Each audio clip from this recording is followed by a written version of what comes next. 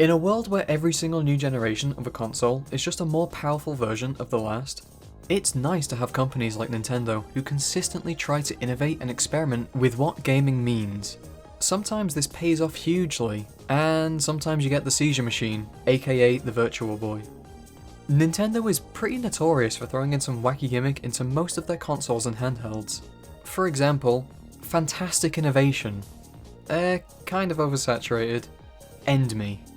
But really, every failure from the company, we get something like the Switch, and while it's not as powerful as any of the other current consoles, it has completely reshaped what gaming can be for Nintendo. One minute you're playing Odyssey on the living room TV, the next you're in a car playing some Breath of the Wild, and if you were driving at the same time, you'll probably end up playing Kirby while in hospital. One of the most infamous examples of a gimmick gone wrong is the Virtual Boy, a console released in 1995 that was supposed to have 3D capabilities, which in reality turned out to be pretty lackluster. Problems arose for the Virtual Boy in its development. Apparently health concerns and high costs led to the technological capabilities of the console being downgraded, which probably added to how underwhelming the system was.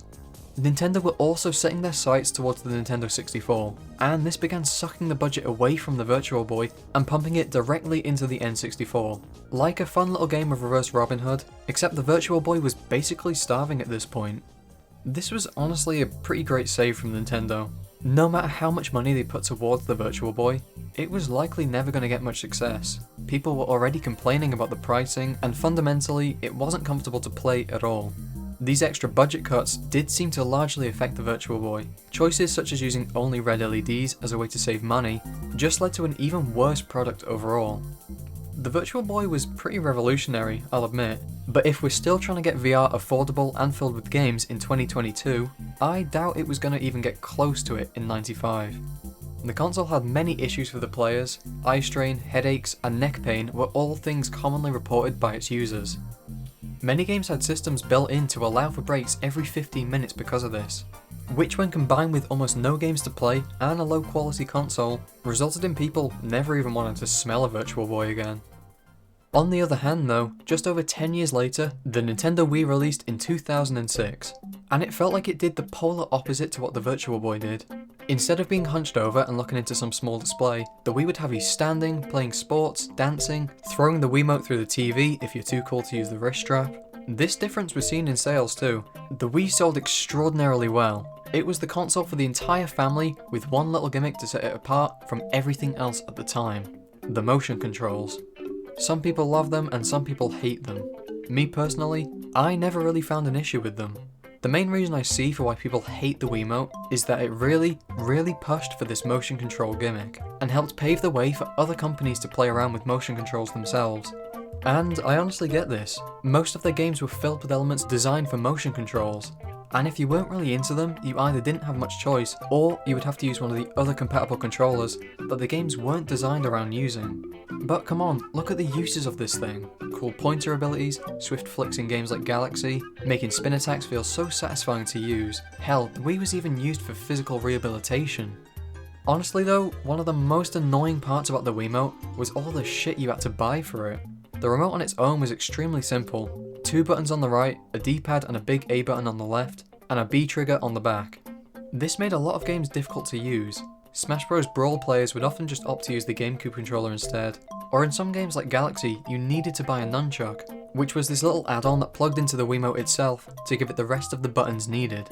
The issue here being that the nunchucks would consistently fucking break for me. And when I played Galaxy on the Wii, Mario would consistently be in a crouching position, moving slowly in one direction. Talk about foreshadowing.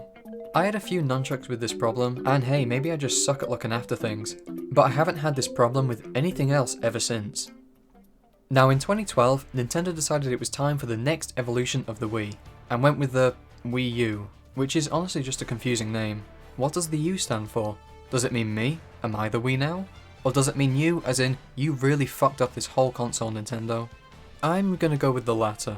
Aside from being the first Nintendo console to be able to display in HD, there were a plethora of issues with this console.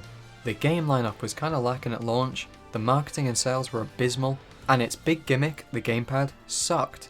I know some people like this thing, but every time I've ever held one, all I can think of is, why? Why would I be looking at the screen instead of what's on the main display? Why would I want to switch between the two different displays? Why does this thing have to be built like a piece of slate? Aside from that, the gamepad also had an infamously short battery life, which, if it's your main controller, or only controller, ruins most of the fun you could have with the system. It was said that this thing was kinda the middle ground between the Switch and the Wii, and while that kinda makes sense, it's also barely any kind of middle ground. You can't take it with you anywhere. In fact, it's harder to transport than the Wii would be anyways. The only thing similar to the Switch is the gamepad, which again has an awful battery life, which would defeat the purpose of taking it around with you. But while we're on this segue, let's look at what the Switch did differently.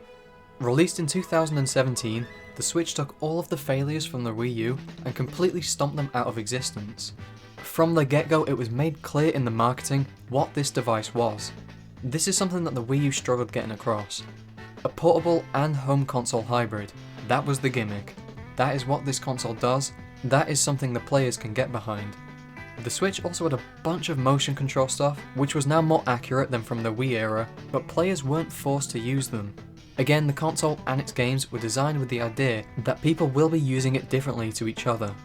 The Switch really feels like the amalgamation of everything previous consoles did right, and avoided a lot of the things that went wrong.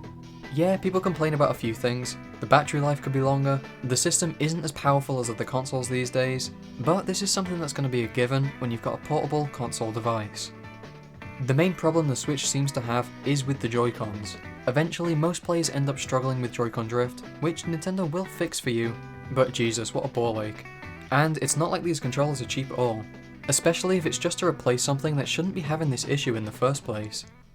While we're on the subject of portability, let's take a look at the Game Boy. The first handheld system by Nintendo that could play different game cartridges. Before the Game Boy, Nintendo had played around with the Game & Watch system, which did have a couple of pre-installed games. However, the Game Boy being able to play a bunch of different games that you could buy separately was the big gimmick here. And let's be honest, there isn't much bad we can say about this device. Yeah, it was slightly weaker than the other handhelds at the time, but made up for that with its long battery life and affordable pricing. Different variations of the Game Boy came out over time.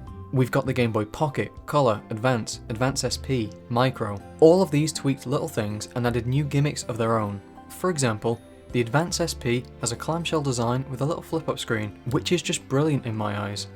What really stood out though for the Game Boy, and all its variants, were the amazing games. We got a load of Mario games, we got Tetris, Zelda, Kirby. Christ, this is where the Pokemon franchise was born. But this isn't where Nintendo stopped when it came to handhelds. In late 2004, the DS was first released. This one stood nice and proud and kept its gimmick in the name, the dual screen. With one screen on top and one touchscreen below, typically you would have the main game running on the top screen, and everything else you could interact with would be on the bottom. So in New Super Mario Bros, you'd be using the bottom screen to see how far you are in the level, and to use whichever item you had stored there. Obviously this sold incredibly well, and sort of span off into about a million other variants of the DS. Again, they had their own gimmicks. The DS Lite was much smaller and honestly better looking than the first DS. The DSi had a load of new cool features to play around with, including a camera. The DSi XL went through puberty and grew a bunch. Then we got into the 3DS territory, which introduced a sort of flat joystick thingy and a 3D slider which, honestly, wasn't great.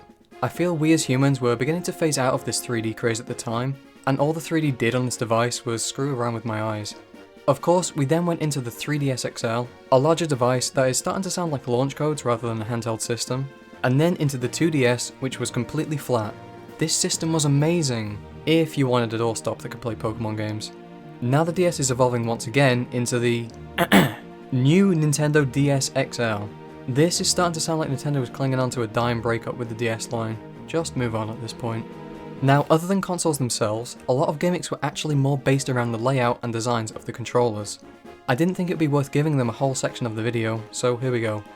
The Super Nintendo, redesigning itself to be less of a big box and more of a console that looks like a console. Its controller also really improved upon the original NES look, saying goodbye to corners and edges and becoming a dog bone. The N64, Nintendo's the name, better graphics and 3D game capabilities of the game. Also a fucked up looking controller, but at least it introduced the joystick to Nintendo. The GameCube, a cube that plays games. This one had a really weird controller layout, yet is one of the best they've ever made. I've already talked about how great it feels to use, and it says a lot that people are still using it to play Smash Bros to this day. So, Nintendo have gone through a lot of different designs and gimmicks with their consoles. Some have been great, Some have been pretty bad. Some should never have even been released. But all of them have helped shape the direction Nintendo have gone in. Hey, maybe there is a universe where the Virtual Boy didn't come out, and instead of the Switch, Nintendo would be destroying their company by making the Nintendo VR or something. One thing is for sure, no matter what Nintendo releases, there will always be somebody to buy it.